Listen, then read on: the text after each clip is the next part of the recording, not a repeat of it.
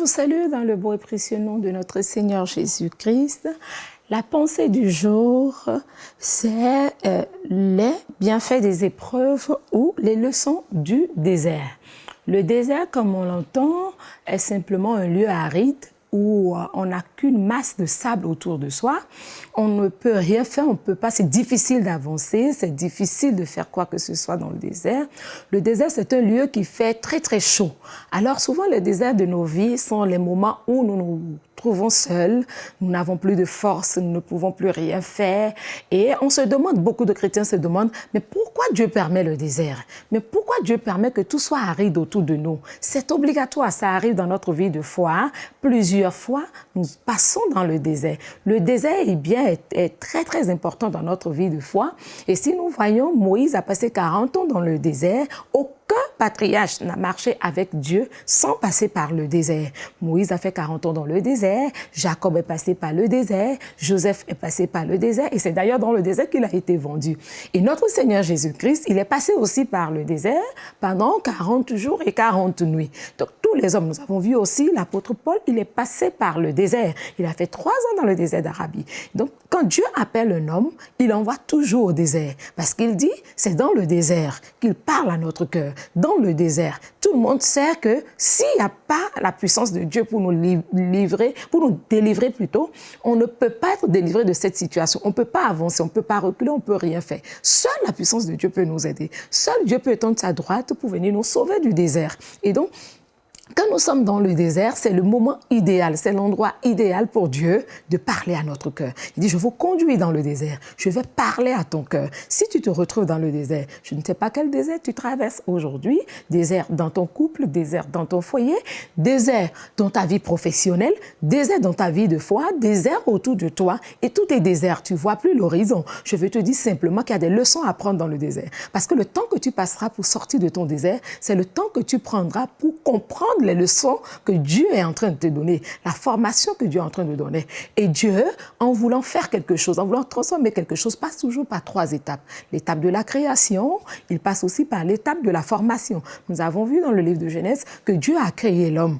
Et dans Genèse 2, il a formé. Et puis après, il a soufflé son esprit sur la chair formée. Commence maintenant l'étape de la transformation. Si tu veux être transformé, si tu veux comprendre le but pour lequel Dieu t'a appelé, il te faut forcément passer par le désert parce que c'est dans le désert que tu apprends beaucoup de choses de Dieu. Dans le désert commence la formation. C'est le temps de la formation. Mais comment est-ce que nous arrivons quand même à comprendre ce qui se passe dans le désert? Nous devons apprendre dans nos déserts à ne pas chercher des voies extérieures, à ne pas regarder autour de nous, à ne pas chercher la solution autour de nous, mais simplement de réaliser la présence de Dieu qui est sur nous et en nous. Parce que Dieu, sa présence nous environne. Du haut des cieux, il nous voit. Mais à l'intérieur de nous, nous devons aussi comprendre que Dieu est en nous, qu'il agit en nous par l'onction du Saint-Esprit qui travaille au-dedans de nous pour nous amener à la perfection, pour nous amener à la volonté de Dieu. Et donc, à l'intérieur de nous, il y a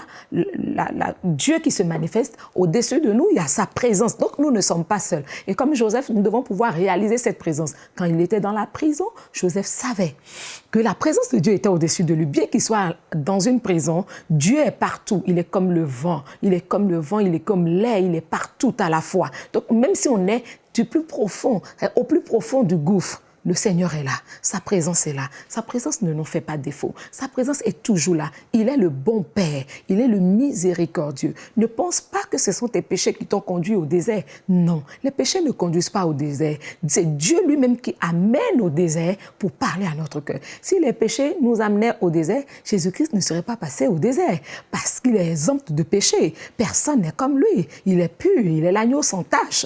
Et donc, s'il allait au désert, c'est qu'il était parti pour entrer encore en communion avec Dieu, avec le Saint-Esprit. C'est pourquoi la Bible nous dit que ce jour-là où il est passé dans les eaux du Jourdain, la voix du ciel se fit entendre comme quoi celui-ci est mon fils bien-aimé. Si tu es bien-aimé de Dieu, Dieu ne peut pas t'éviter les épreuves. Dieu ne peut pas t'éviter le désert. Non, Dieu va t'y conduire parce que tu es son bien-aimé, parce que tu es son enfant et il veut te transformer, il veut t'utiliser. Et donc dans le désert, tu réalises premièrement sa présence autour de toi, mais tu dois apprendre à manifester manifester les fruits du Saint-Esprit, comme la tempérance. Et dans le livre de Jacques, chapitre 1, il est écrit que l'épreuve, Dieu accepte et produit pour nous les épreuves afin de développer notre patience.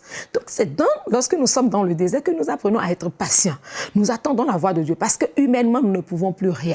Mais sache que pendant que tu es en train de manifester la patience, en train d'expérimenter la patience en toi, de manifester les fruits du Saint-Esprit, la tempérance, la maîtrise de soi, qui est très important dans notre vie de foi, en ce moment-là, Dieu lui-même, il est en train de faire ce qui relève de lui-même, ce qui relève de son autorité. Et quand tu sors du désert, le produit fini est forcément plus agréable que lorsque tu es simplement, tu as tout autour de toi, tu as la paix autour de toi. Et là, on n'a plus envie d'évoluer dans la vie. On n'a plus envie de progresser parce qu'on se dit j'ai tout. Quand l'homme a tout ce qu'il lui faut, il est plus à l'aise. Il se dit bon, il n'y a pas de challenge, il n'y a pas de défi. Et donc Dieu nous conduit dans le désert pour nous challenger, pour nous faire face aux défis, afin que nous utilisions ce que nous avons appris de sa parole, afin que nous puissions saisir la parole de Dieu et être formés. Et lorsque nous sortons du désert, le produit qui sort est fini. Joseph est sorti du désert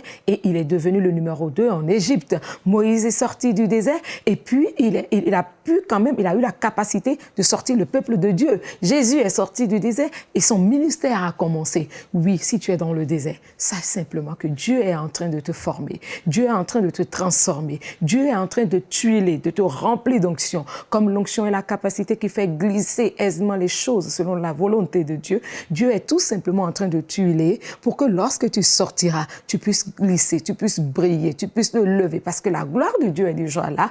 Lève-toi simplement et réponds cette gloire-là que tu as appris dans le désert. Les leçons du désert sont énormes. Nous pouvons voir encore beaucoup d'autres choses, mais le Seigneur nous amène tout simplement pour comprendre ce que c'est que le désert. Alors, garde confiance en Jésus-Christ si tu es dans ton désert. Pour aller plus en profondeur, vous pouvez lire et télécharger la version complète de cette pensée du jour sur le site enseigne-moi.com.